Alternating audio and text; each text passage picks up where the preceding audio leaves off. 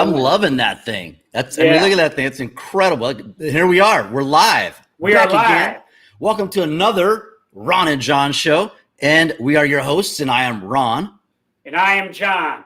This is the Ron and John show. We're on coast to coast like butter and toast.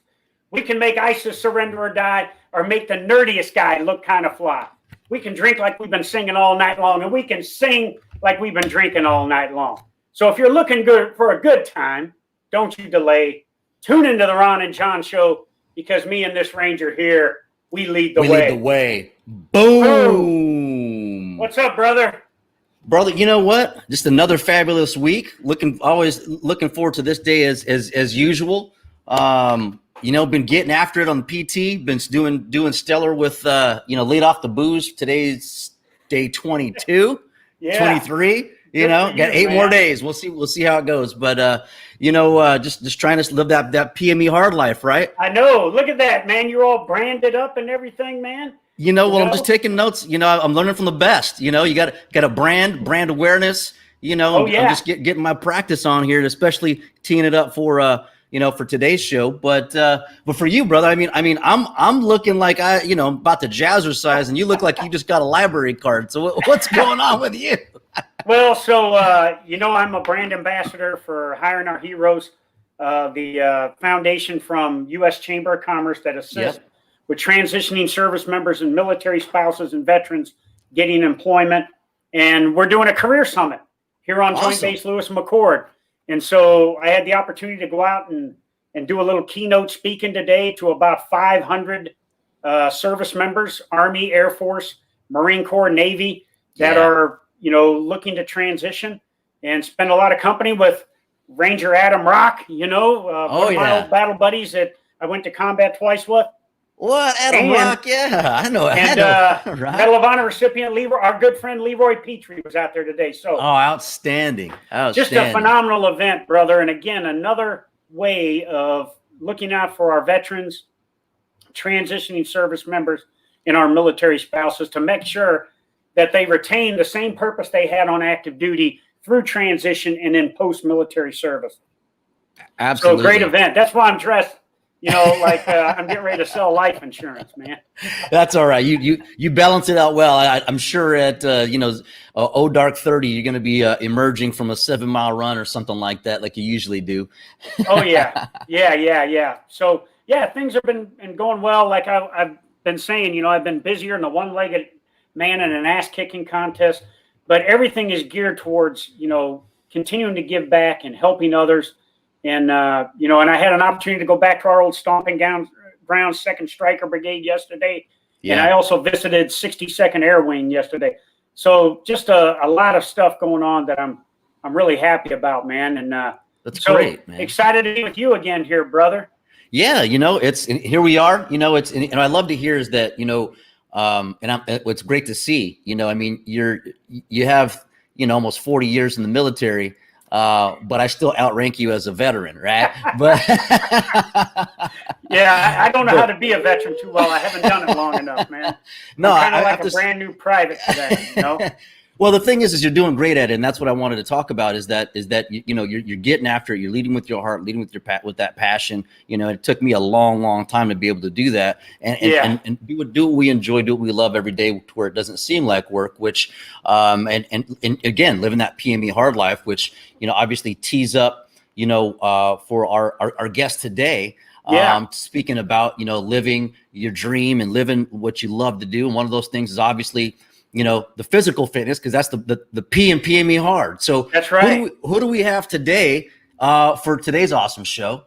So, Ron, in keeping with what we've been doing the last 2 months, you remember for a while there, we got after the physical part, and then now with September being Suicide Awareness and Prevention Month, trying to get that mental and emotional part in. But also it's about talking to people and talking to, pillars out in the community and in our nation that are getting after this epidemic of veteran suicide and everything.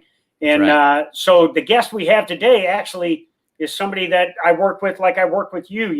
He is someone that's a veteran himself, and he is just very passionate about getting after veteran suicide, but more importantly, providing purpose for veterans by training them to be elite fitness trainers and become certified veteran fitness operatives. So he is the CEO and founder of FitOps Foundation. He is former CEO of Performix. Now he's a board member of it. He does a lot of great things, but most importantly, he's a veteran that is giving back to the veteran community. So let's bring him on out, Ron. Here he is. Mr. Matt Hesse, look at that. He is. And he brought the gun show with him. He did bring the guns, man. I'm almost afraid to break mine out. I gotta grow them a little bit more. We're getting there. We'll get there. What's up, brother? How are you, Matt? What's happening? Good. How are you? Hey, I'm doing good, man. Cute shirt you got today. Say again? That's a cute shirt you got on today. I know. You know, I went yard sailing today, so this is what I got. You know. How much did you pay for it? Hey, be careful now, because my little windmill got me this shirt. I was gonna say, I think someone bought that. No, my bad. My bad, windmill. Sorry.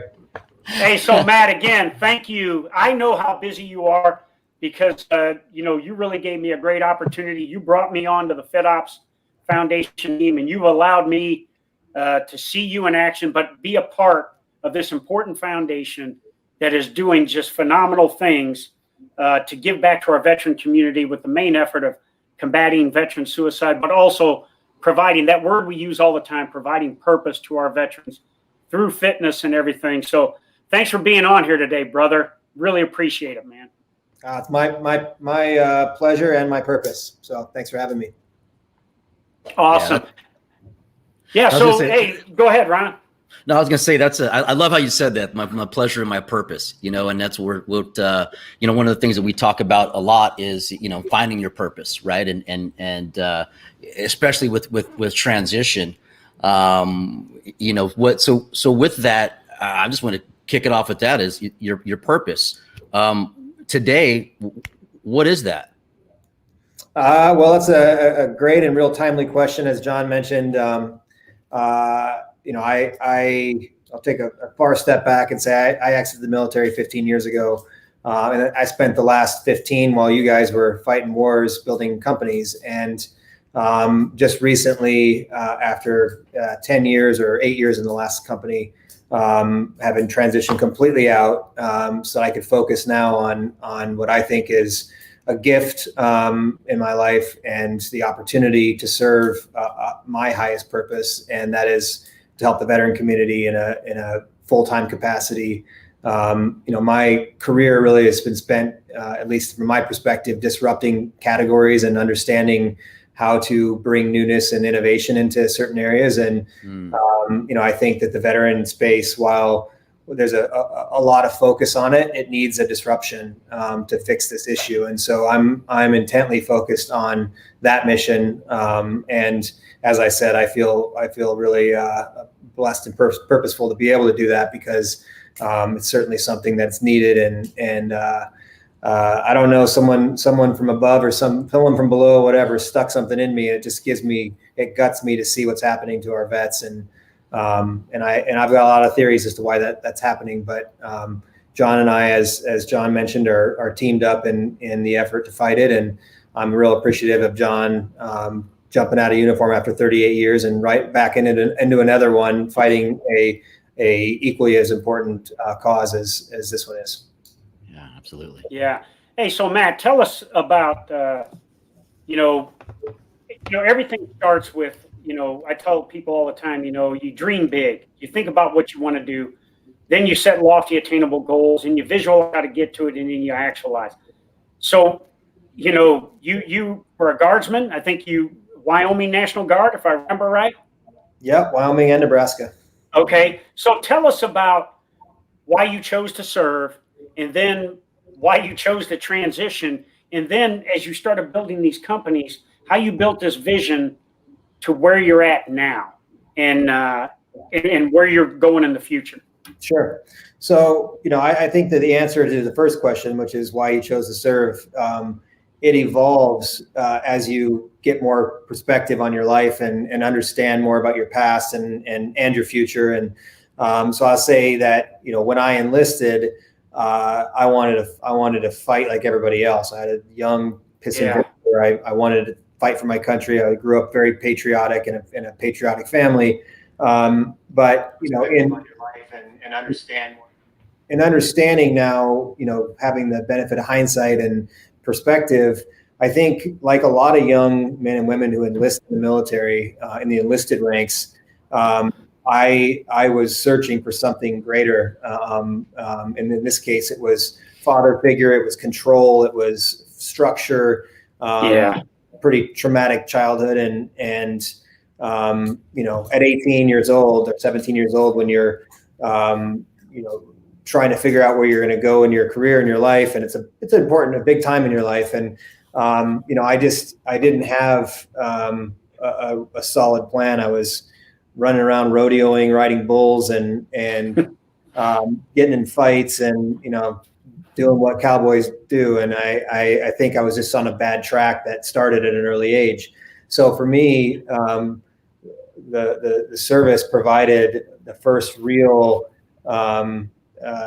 level of you know, one, aspiration to be something greater than you know, a pissed off cowboy.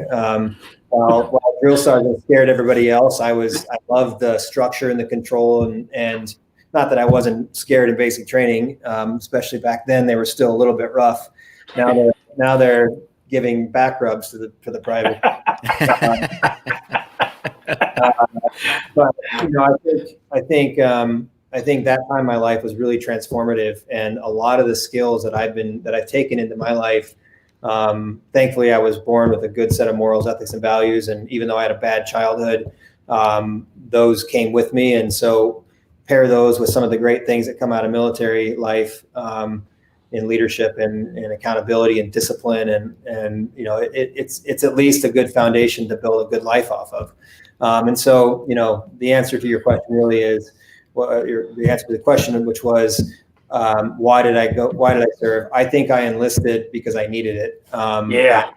And you know, there's a saying that I really believe is true, in that when you come from trauma and you can't serve yourself, the only thing you want to do is serve others. And so I think a lot of the young men and women who enlist, and I know this from the 400 vets that have been on our camps, they're running from something, and at the same time, they're trying to be an avenger to help others who have been traumatized. And so, you know, it's a beautiful thing. It's also, you know, a sad thing. But having the benefit of hindsight now, and all of the time I've had on FitOps camp, which we'll talk about, I now truly believe that it's one of the kind of the Phoenix Rising kind of things, where someone's traumatized and put in a really bad spot, and they choose to make good out of their life and serve other people out of it, versus be chaotic and destroy other people's lives. And I think, you know, it's a pretty special part of human beings, actually. Yeah, absolutely. You know, that's I mean, it's really refreshing to hear you, what you just shared, specifically talking about childhood trauma. In last week's show, we had the ladies on from Kill 22 and Stay the Course. You know, that's one of the things that I had brought up was, you know, in a lot of veterans that deal with, you know, PTSD, TBI, whatever their issues are, a lot of it is from their childhood.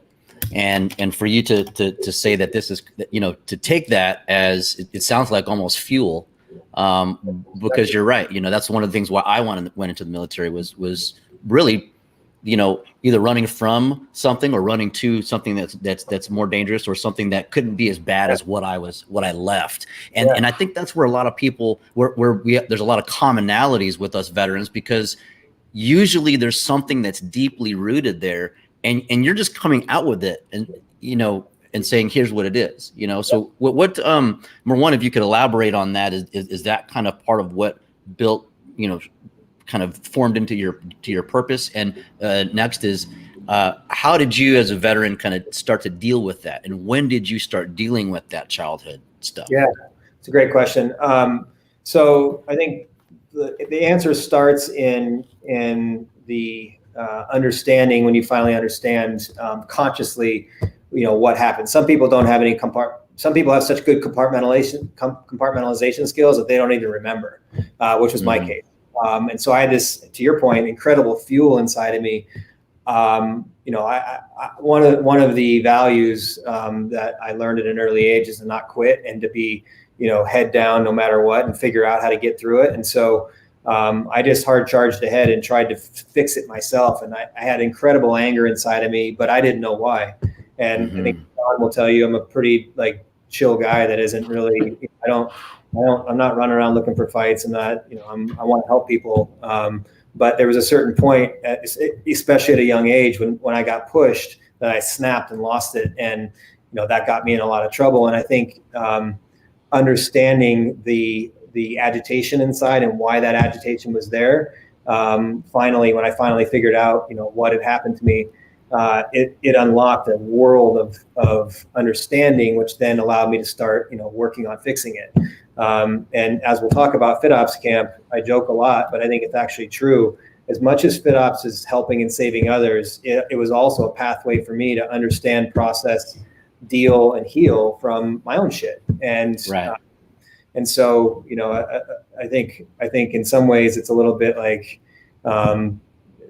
not self-centered, but just sort of like, you know, not there's a word for people who I'm trying to remember it, but almost like I gathered all these people and brought them to this place so I could share my shit. And that is actually what kicked off FitOps Camp, and what actually the glue that holds it all together was just me sharing. And so we'll get into that in a minute, I'm sure. But you know, I think that the healing that you do, you know, what we got, what you don't do, what you didn't do, those of you who served, John served 38 years, you know, if John had come from a traumatic background and served 38 years on top of it, the military is structured in such a way that you don't ever really have time to deal with any of that personal shit, especially if you're deployed a lot, like our vets have been the last, you know, 15 years.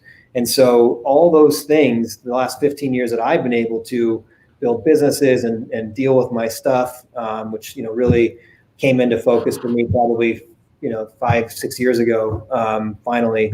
And, you know, while you guys were off serving in wars and adding more trauma on top of your childhood trauma that you hadn't yet dealt with, I think that's where, you know, my sort of purpose comes in, and that I want to find a way to take everything that I learned over the last 15 years and apply it to these programs, to fill the valley below, which is, you know, on this side you have DOD and on this side you have VA, and down in this valley you have veterans who are literally dying because there's not really a solve for all that, what I just talked about, childhood trauma plus combat trauma. That's not medical treatment. That's not processing out of the DOD in a transition program. That's a lot of things at one time. So, you know, my belief is that, you know, I was always curious as to why I didn't stay in the military outside of the politics, and we'll talk about some of the shit that I did that kind of helped me not stay in. But you know, I think my real purpose and my reason for all of that is to now be able to do the work I'm doing and provide a pathway that allows every veteran to have the same opportunity that I did, and give them choices, not hand them things. And I really believe that's one of the big keys to the veteran community. Stop giving them free shit. Stop making them feel pity. Stop making them feel like they're all broken. I get the whole puppy dog videos and make you sad and don't donate $1. Look at the puppy shaking in the crib. Yeah, the Sally Struthers for veterans type stuff, right? I get why. And I'm super happy and appreciative that the American people are the type of people that want to give, and that we have so many veteran nonprofits. But I think just like in the rest of the world where entitlement programs produce laziness, I think we need to provide opportunities, whether that be in veteran causes, race causes, whatever. It's not giving people things to make them feel like, oh, hey, sorry I did that to you, or hey, sorry this happened to you. Here's a house or a car or a coat or whatever. Like, I think it's more about empowering them to have amazing lives and inspiring them to have amazing lives and giving them tools and opportunities. That's where my focus is. Yeah. So Matt, that's phenomenal. And, you know, you're exactly right. Through a career in the military, you continue to stuff, you know, traumatic stuff away because you're getting ready for the next mission or the next mission. And what I see some of the fiercest warriors I've ever served around, when they have time on their hands, meaning that their military service is over, they've chosen to transition, and they're out doing other things now, and they're not going 100 miles an hour, and they are reflecting a lot more. And this is generally a few years after they've transitioned and been out of their traumatic stuff, whether that's in Iraq, Afghanistan, or wherever. Then it starts affecting them, because now they don't have to stuff it away. It rises to the top, and they think about those kind of things. So you mentioned FitOps Camp, and one of the things I love about being a member of the FitOps Foundation is what the camp is there designed to do. It is there to give people that purpose, give them that structure, to challenge them and everything. And it's not there to be, as Ron said, the Sally Struthers of the veteran community. So can you talk through the FitOps Camp and your vision of that, and then the camps that you run and that we're getting ready to run here whenever we get on the backside of COVID? Yeah, sure. So yeah, FitOps Camp is very small parts. There's no Sally Struthers, but we certainly are. People there call me the tear whisperer, because everybody cries around me. And I don't want anybody out there listening to think that you shouldn't go to FitOps Camp because you'll cry. You get what you get out of FitOps Camp, what you need to get out of FitOps Camp, in the same way that I finally found a way to figure out my shit. You'll figure out your shit there, or you won't. But the camp was designed. I'll give you the thesis that I had around why this was the right mechanism. I really believe and we talked about teach a man to fish eats for a lifetime versus give a man a fish eats for a day. When you pair that philosophy from a vocational perspective or a training perspective, giving them a tool with, and in this case, a tool as personal trainers, when you pair that with the challenge and loss of purpose. So what could you ever do again that is as purposeful as putting that uniform on? And I think a lot of these men and women don't really realize how much it's going to affect them when they take it off. And they maybe never actually do. They may be running around depressed and unhappy, tapping into drugs and alcohol, whatever, and not really realize that the issue is actually they just don't have anything to serve that makes them feel good inside.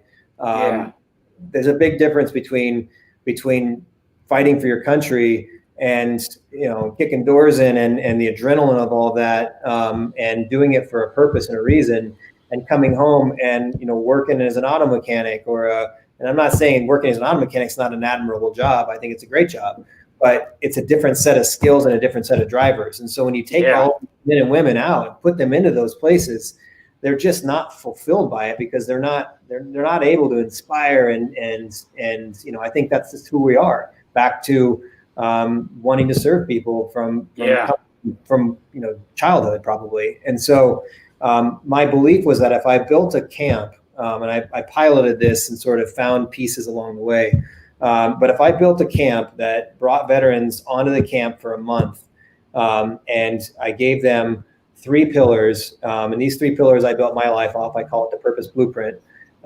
physical pillar, mental pillar, and emotional pillar. And having a clear understanding of who you are physically and where you want to go with your body and why, and then how, who you are mentally, intellectually, from a knowledge perspective, whether that be how to do something, or whether that be how to understand something, or how to be perspective. It's just knowledge. Knowledge is power. Where you want to go with that, where you want to make your investments, and then emotionally, who you are as a guy or a girl, and what you want out of your life emotionally, what you want to understand about yourself. So I was, without me knowing, and by the way, for those of you listening, physical, mental, emotional is PME, and PME is John's mantra for 20 years in the military. He and I had never talked until 6 months ago. He's been running that philosophy for 20 years. I've been building it on camps for 3 or 4. Wow. And we just sort of came together. And it's not, I don't believe in coincidences. I believe that, energy attracts energy, and that, I needed John in my life, and hopefully John needed me in his life. And so we could change lives. And so those 3, having an understanding of where you're going, and with all those, it's basically a roadmap for your life. And that doesn't mean that's going to give you your career, like, oh, I understand this, things and I'm going to have my career figured out. But relative to service, a lot of these are, infantrymen and folks that had physical jobs in the military. Physicality is what we were all built off of. We all had to be physical, warriors and able to serve our country, to be able to be ready to fight at any time. And so that's what we all have all in common. And I think the second kind of leading indicator for me behind purpose was they're taking the uniform off and stopping to exercise because they're not forced to anymore. I can tell you that from a lot of experience and a lot of industry around fitness, that when you stop exercising, your mental capacity to process stress and emotion drops just as fast as your body fat goes up. So it's essentially a powder keg of this is great, and all of a sudden mental health and enjoyment and fulfillment is going down, and also you're getting fat and unhealthy, and you feel shitty about yourself, and so it's a powder keg, and so. So I took all those things and in my crazy brain mashed up an idea to take veterans and transition them from the service on a camp. They go through a pre-study, they learn biology, physiology, anatomy, marketing, business skills, interviewing skills in the book. And then they come to camp for almost a month, and we beat the shit out of them physically. We have pubers, we have fallen out of formation, we have all that shit. We enrich them intellectually and mentally by investing in them to be personal trainers. And then at night, we sit around what's called the circle of tears, and we share. And I believe that to get to start the process inside, you may start it from far or close in terms of understanding what's going on. But telling your story for 35, 45 minutes where everybody's listening, one, it's scary because it creates vulnerability. And I believe that vulnerability is, and there's plenty of research done on this, Brené Brown is a perfect read if somebody's trying to understand it. But vulnerability is actually the key to security, to confidence, to low ego, to all the things that we all strive as human beings, or hopefully we do. And it gives you perspective, and it allows you to understand it's okay to have shit inside, whether it be shit about your childhood or shit that you experience in combat, the loss of a comrade or a friend. It could be a death that happened while you were in the service and you were deployed and you couldn't deal with them emotionally. So you boxed it up and did what the military teaches you to do real well. You put it away, and it's still there. It's still waiting for you. And that's why when people say like, God, that vet just snapped and lost it, and I don't know why, it's that vet likely had really good compartmentalization skills that finally just hit a peak and couldn't do it anymore. And that's where suicide happens, I believe. The conflict and the trauma inside becomes so significant because here you feel, I serve my country, I have a good job, I have kids, I have a wife, all these things, I should feel fulfilled. But here you have so much shit inside that is just burning in there that's not gotten out, but you don't even know it's there. You don't have any kind of conscious understanding that that's there. And so these things are head to head. And when that happens, agitation is created. And when agitation becomes too much, that's when suicide happens. So this camp was designed to address all of those things. Talk about what you want physically out of your life and train hard so that you can be mentally and emotionally set. Invest in yourself intellectually so you can be powerful relative to your career and what you want out of your life, and have perspective on how others have done it. And then understand yourself emotionally and start peeling those layers back and opening those boxes so you can let the shit go and lead a happy life with that family that we just talked about. Wow. I'll shut up. No, that's fantastic. Powerful stuff, brother. Yeah, that is. That's incredible. It's something that, when you look back at history, back even General Eisenhower was trying to put something like this together, had written it up about a transition program for service members, right? I mean, eventually it whittled down and became the GI Bill of Rights, GI Bill that we have today. But there was actually a kind of a boot camp of sorts to transition soldiers back into society, right? And wow. it never caught on. But it sounds like what you have here is that on, for lack of a better word, steroids, right? but it's touching and tackling all of those things and much more. And it sounds like this is basically a basic training for getting back at life. Yeah.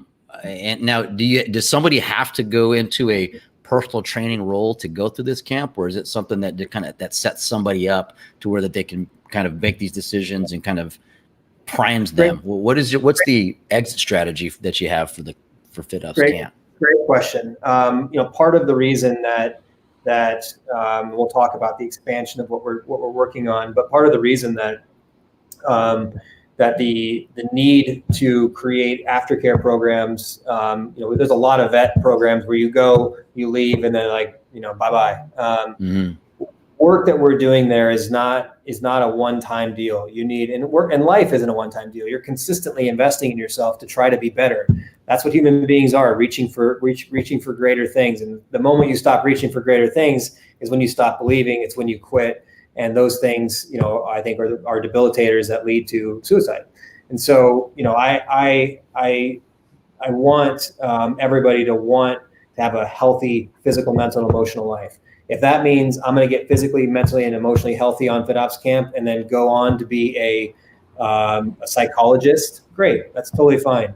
But what's not fine is you stop using the principles of physicality, mental acuity, and emotional readiness out in that job. Because if you do stop that, I don't care how good a psychologist you are, you're going to find yourself right back in those same spots. And so, it is a vocational training program that teaches vets to be personal trainers. It gives you two accredited skills or certificates, one accredited and one certification.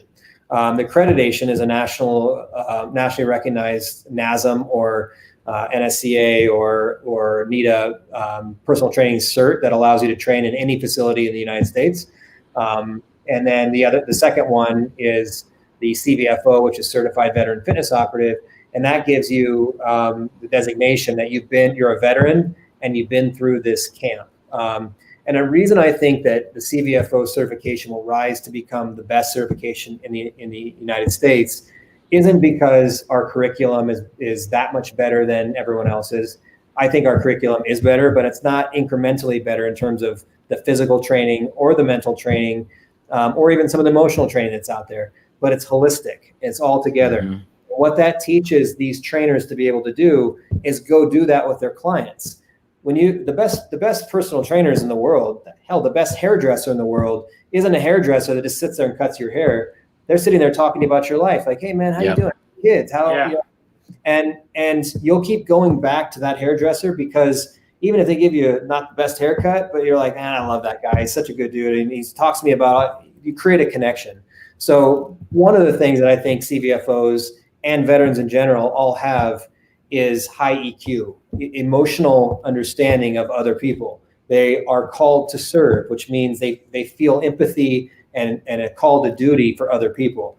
That's an incredible skill set, or not skill set, but set of values that you can wrap into a personal trainer that will make them insanely good trainers because they can relate to the challenges that a lot of people are having physically, emotionally, and mentally, and they can help craft them and build them. And so we're not just teaching them to be trainers, we're teaching them to be life coaches, trainers.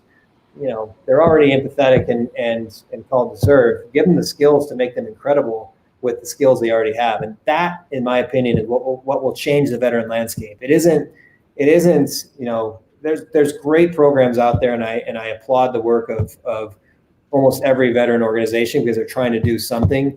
But I really believe we want to change this problem. We have to change it from the inside and listen to the vets and understand what they actually want. And I believe they want opportunity, just like anybody else. Yeah. Hey, Matt, so, to take on a project like FitOps Foundation and to have the impact that your vision has, there's got to be partnerships and alliances in there, and you've got to have people that are like-minded. One of the people that has been a key donor and a key friend and ally of FitOps Foundation has been WWE legend John Cena. Can you kind of talk the relationship with John Cena and FitOps, how that came to fruition, and kind of what John has been helping us with. Yeah, sure. A few years ago, a friend and now a board member at FitOps introduced me to John and his agent Dan over breakfast, and I think John was in a place in his life that I wouldn't call it transition, but kind of. I think John is, everyone knows, is this incredible wrestling sensation. That's I don't even know if sensation. He'd probably kill me for calling him a sensation, but. But whatever he is, a megastar, the most popular wrestler of all time, and he's now transitioning into I can't see you. He's now transitioning into becoming an actor, but he's also and has always been a man of incredible character and generosity, and he believes in giving back where he can in the right ways, and so. You can give money to people. You can give things. John grants wishes, and he granted wishes for the Make-A-Wish Foundation. He's granted 90 wishes. He doesn't do it in front of cameras. He wants nothing to do with that. It's between him and the kid. So when I started laying out my philosophy and strategy, which wasn't as well defined as it is now. John got it immediately, and he was like, "Man, I'm in. Let me know what you want me to do." So he said the first thing I need to do is kick tires. I want to come to your camp. So he flew in and slept in the same barracks that all the guys do. We had a deadlifting party, and all the guys got in a circle, and they all deadlifted, and John deadlifted, and he doesn't deadlift a lot anymore because he's trying to be more of an actor and less of a bodybuilder or a wrestler.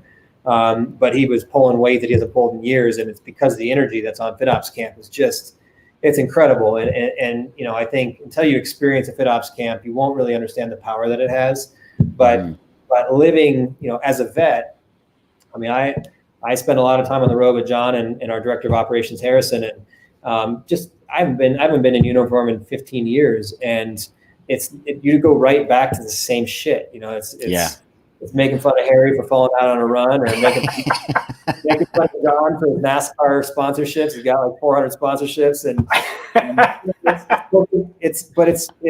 how we love that shit. That was part of what being in the service was about, and so you get that back on camp, and you don't just get it for a weekend. You get it for 30 days, and then these guys all stay connected to each other. There's chat rooms. We're working on an app technology that'll allow them to communicate with each other, to post jobs, to post references, all kinds of stuff. They ask questions. Hey, I'm starting my own gym. What do you guys think about my logo? So we're trying to create the same feeling of camaraderie you had in uniform through every avenue possible. And the camp is the antithesis of this experience. And so when they leave there, they're not just leaving with these certifications. They're leaving with a team, not just of us behind them, the faculty, but every vet that went through the program with them. There's 400 of them out there now, and they're wow.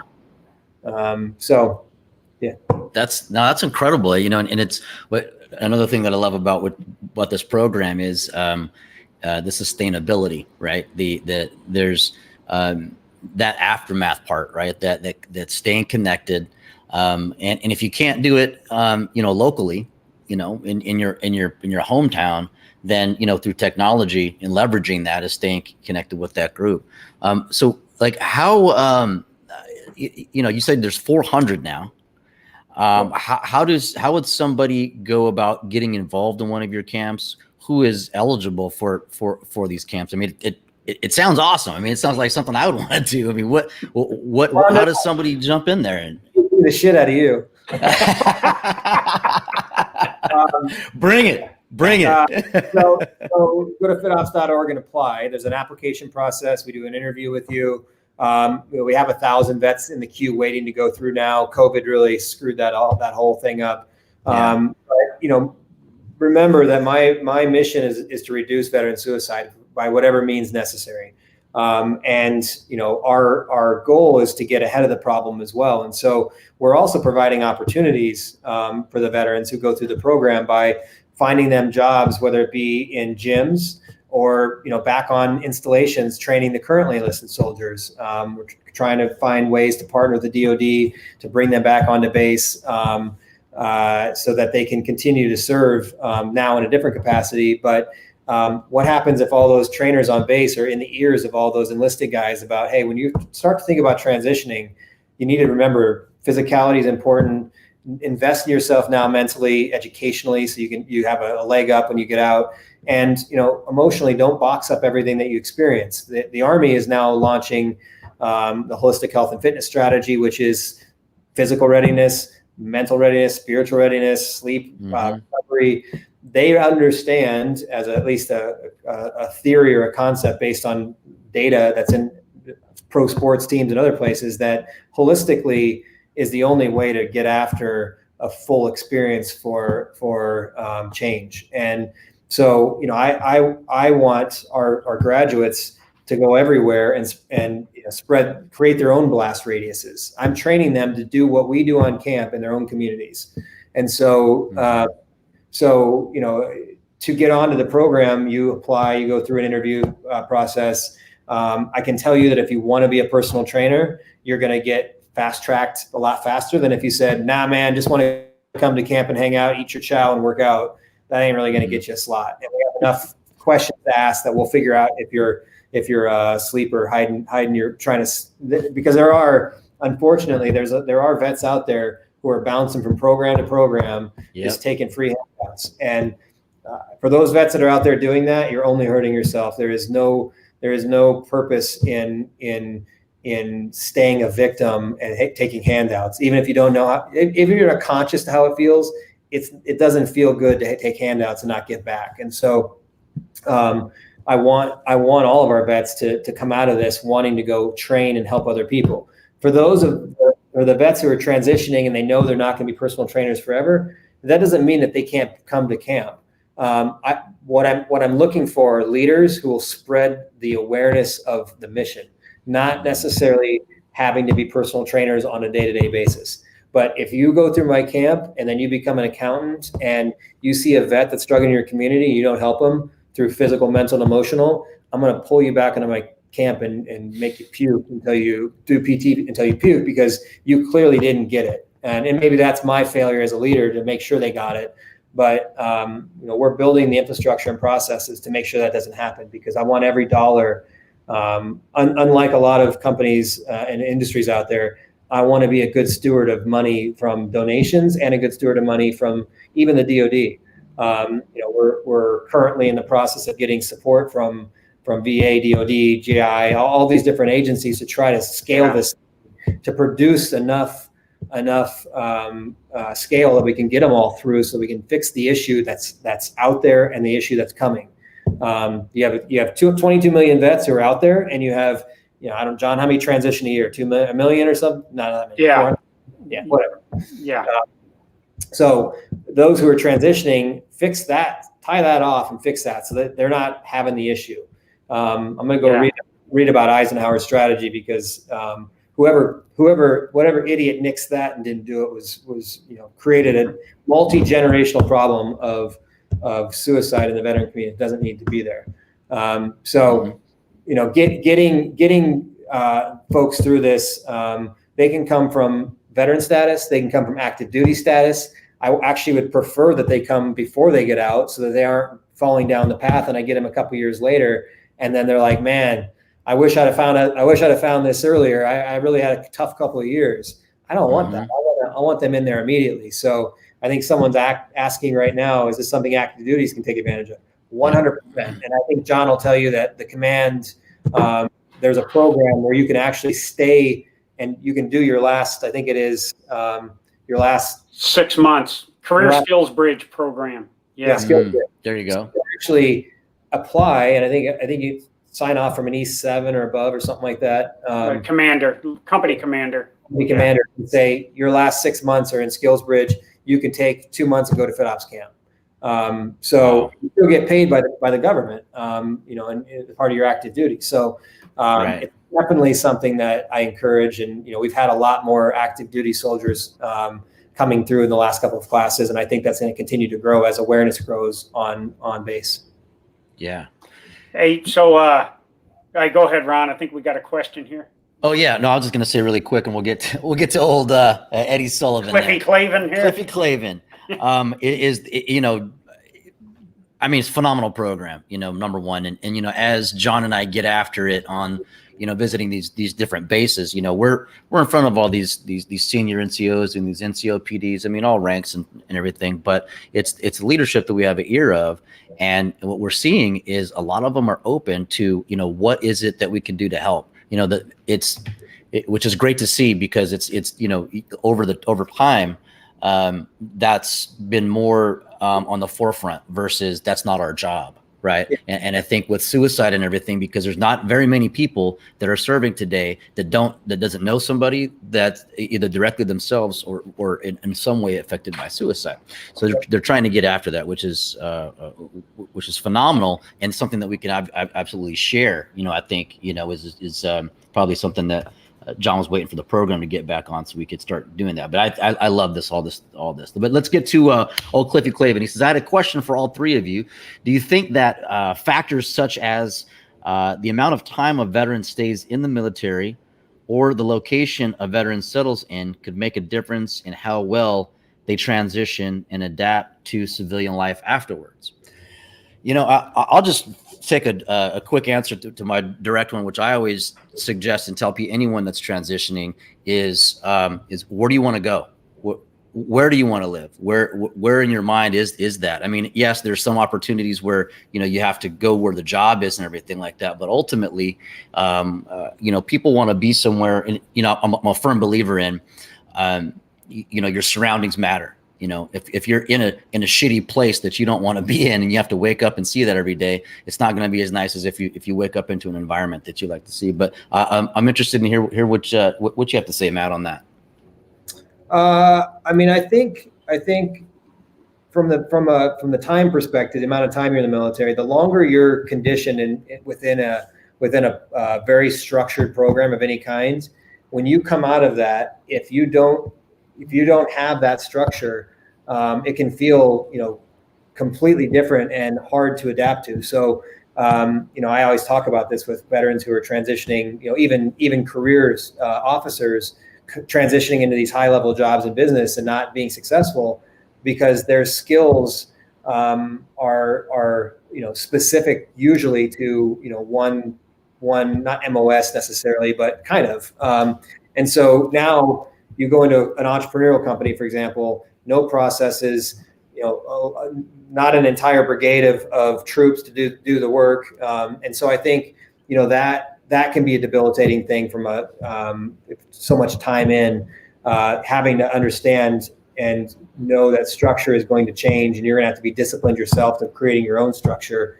I think that's important. That falls back into physical fitness and why that's important. So I don't think it has to be a debilitator. I actually think it can help you if you're disciplined enough to keep your own structure.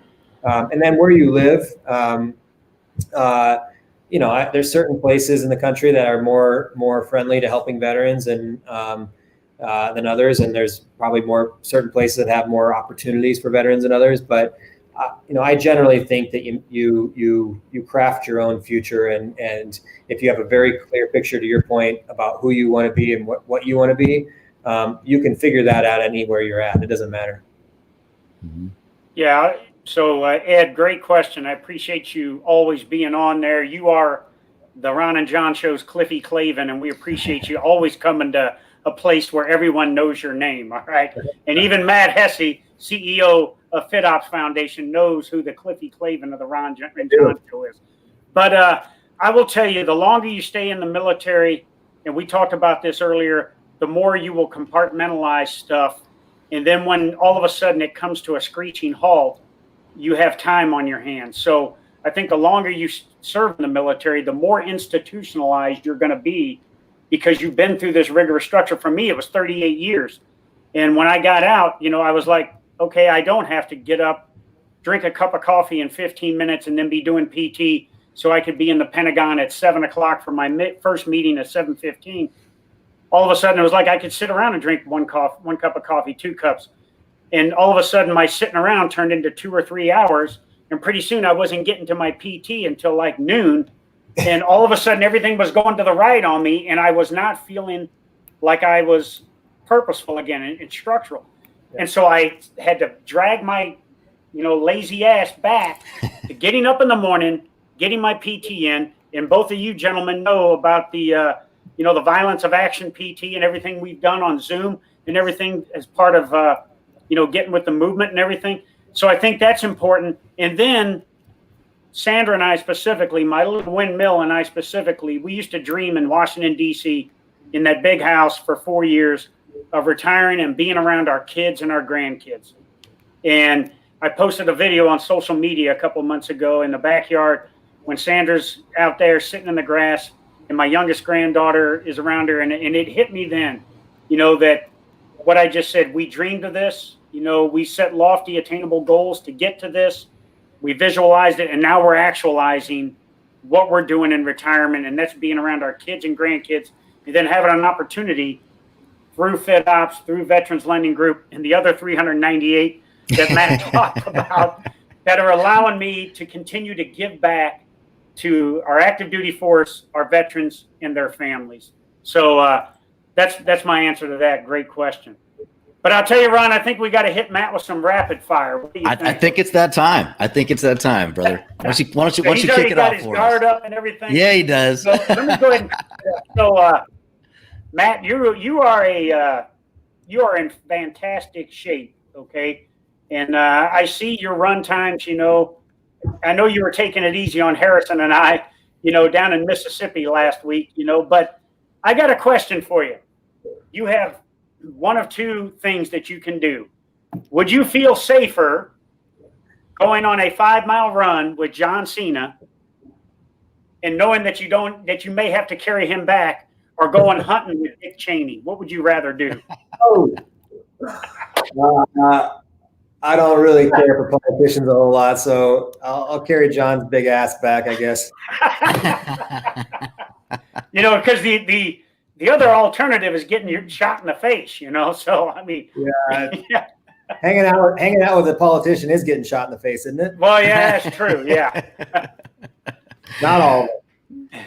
So, Matt, so, one of the things that we actually bring up in all the talks that we have with our NCOs is I always bring up that you never want to piss off that snuffy private or E4 or E5, because they might end up being your boss one day, right?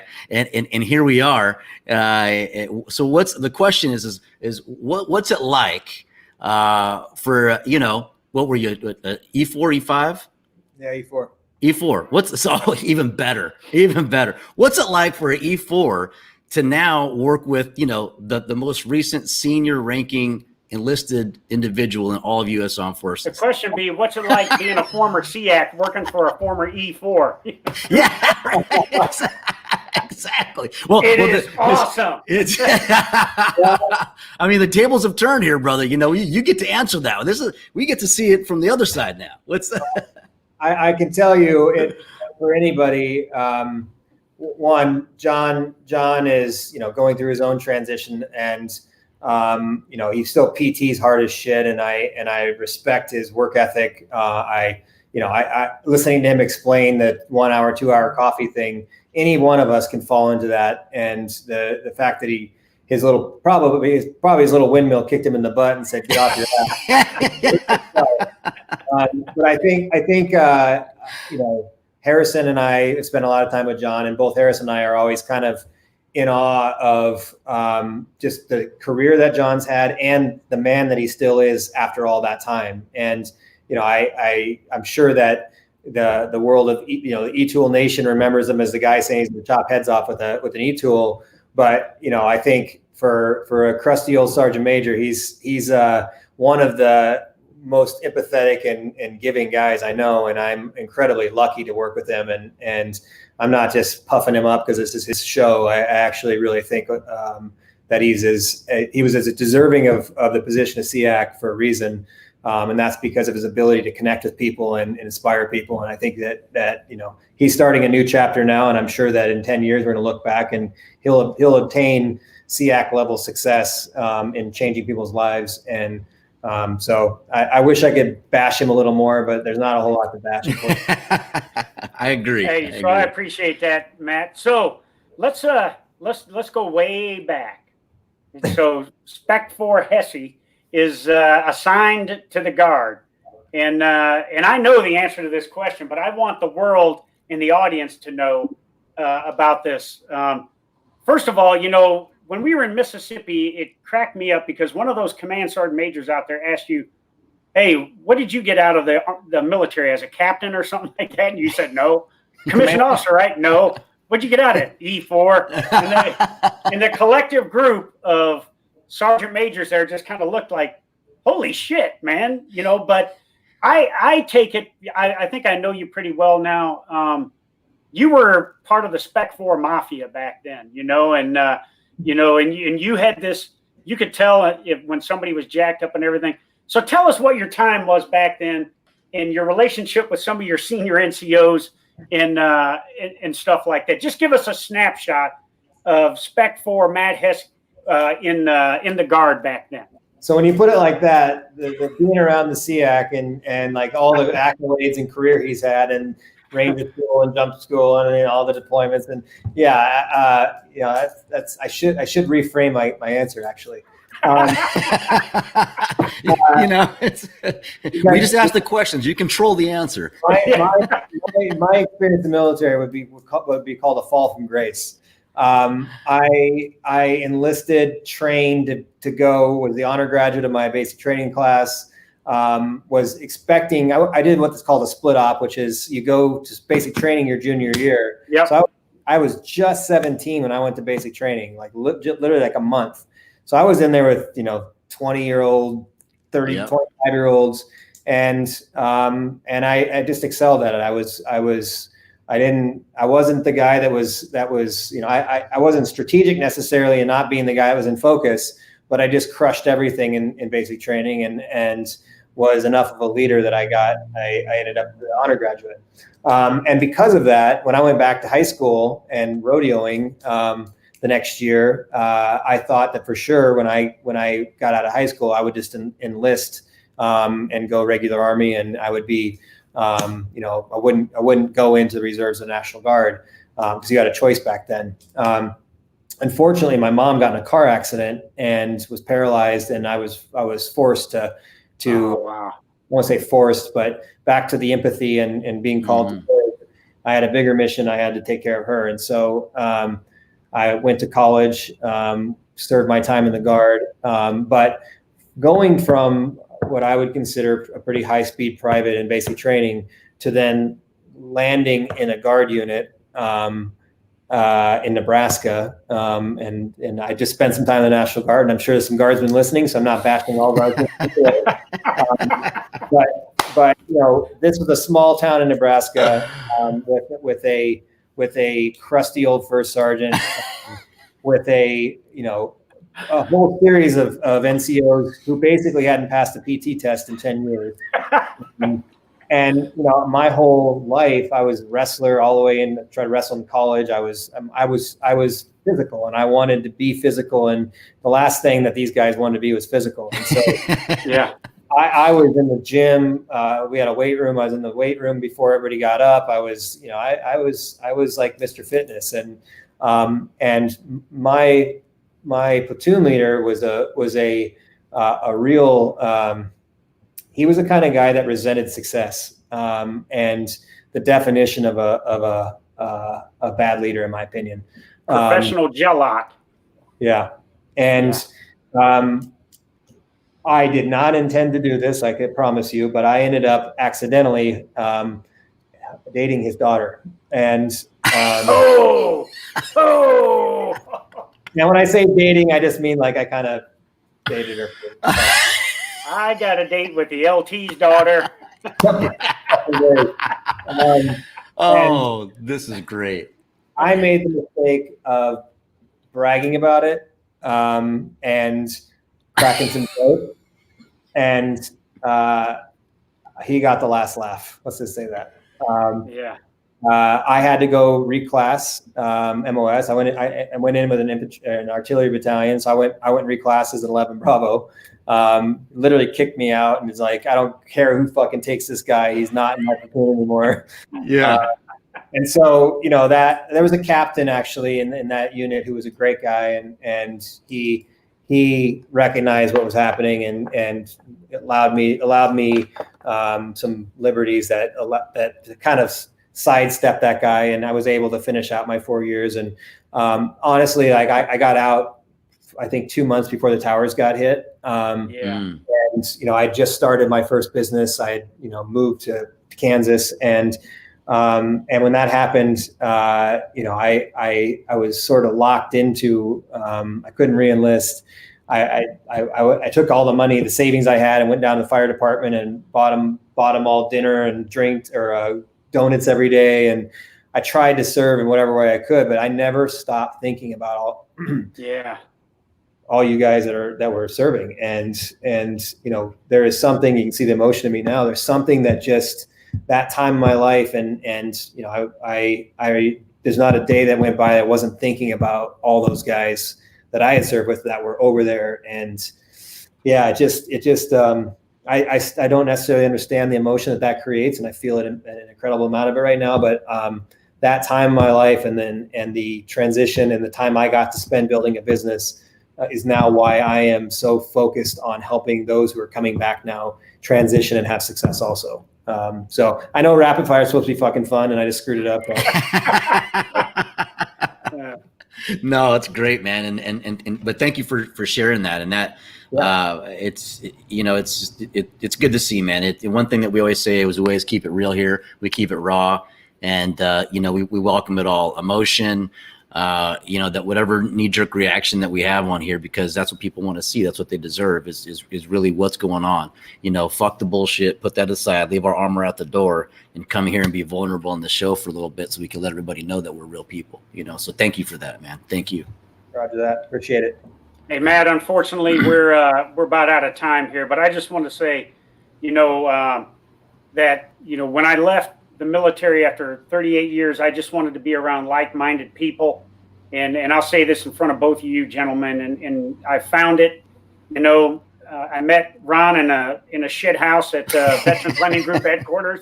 All right. He told me he was at the urinal next to me, Matt, and he told me I had a nice watch on. Right? You know, I was standing on the left. It was on his right hand. I mean, I had to look over. But and then Matt, certainly, you know, the work that you do and being around you and just watching you, how you operate, it's just a treat for me, and that I get to have a front row seat, a box seat next to seeing you operate and how you're getting after it, and both you gentlemen's passion. It's just an honor to be around it. But Matt, thank you for being on here today. And again, folks, www.fitops.org. Go to the website if you're interested. If you want to donate, there also is you can click on there too as well. It's a great foundation, and I'm just honored to be a part of it. So Matt, thank you so much for being here, brother. And I'll see you again real soon. Thank you, boys. Appreciate it. Yeah. Thank you, Matt. Appreciate it. And thanks for watching another Ron and John show, brought to you by Veterans Lending Group, where we are licensed in all 50 states, and we can ETS, PCS, and retire wherever it is that you are. And be sure to check out our education series, VA Home Loan Boot Camp, where yours truly is your instructor on the VA Home Loan Boot Camp 2.0, as well as how to build generational wealth using your VA Home Loan benefit, credit building strategies, refinance options, as well as classes for real estate agents on how to better serve military clients. And with that, I want to put out an announcement that next week we have a shift. We're shifting to the right. We are going to be kicking off the Ron and John show on Thursdays, same time at 4 p.m. Pacific. But we will be kicking it off next Thursday, October 1st. That's our first shift, right, brother? Yeah, first shift. And you know, so as we have kind of the last 2 months, Ron, and we've gone through this physical, mental, and emotional side of being in the military and everything, we really got to honor the date October 3rd. Absolutely. Because on October 3rd, 1993, you know, in Mogadishu, Somalia, was a very bad, tragic, but glorious day in our military history. And we're going to honor those folks that fought on October 3rd with Operation Gothic Serpent. And right. so we're going to have a couple vets on from that. That's right. And we look forward to talking not only about that, but also, you know, the coming home part and everything of deployments and stuff like that. Should be a great show, brother. I'm looking forward to it. It should be, brother. You know, that for me, that was my 9/11, if you will. And it also so happens to be a bittersweet day because that's also my birthday.